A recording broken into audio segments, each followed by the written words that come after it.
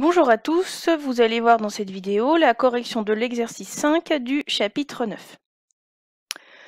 L'énoncé nous indique que nous allons étudier l'énergie cinétique de deux voitures. Donc la première de masse 820 kg, la deuxième de masse 2470 kg et la troisième, et toutes les deux ont une vitesse de 80 km/h. Vous voyez que j'ai surligné les données, encadré les données importantes de l'exercice.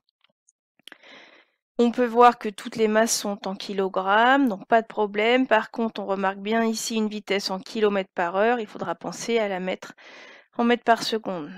C'est une erreur que certains ont fait.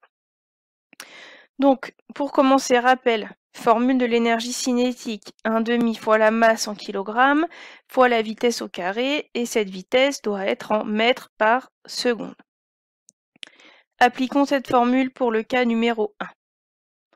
Voiture 1, EC1, 1/2 fois 820 kg, c'est bon. On convertit la vitesse, les 80 km/h en mètres par seconde, c'est pour ça qu'on divise par 3,6. Si vous n'avez pas pensé à faire cette conversion, mettez sur pause et faites le calcul. Vous devez trouver un résultat de 2,0 fois 10 puissance 5 joules. Uniquement deux chiffres significatifs ici, à cause des deux chiffres significatifs du 80 km/h. On a 820, donc trois chiffres significatifs pour la masse. On prend toujours le plus petit nombre de chiffres significatifs. Certains m'ont mis, bien sûr, tous les chiffres, essayez d'avoir la notation scientifique et le bon nombre de chiffres.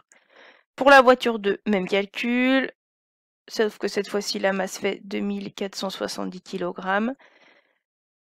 On convertit toujours les 80 km/h en mètres par seconde. Vous voyez que je fais tout dans le même calcul.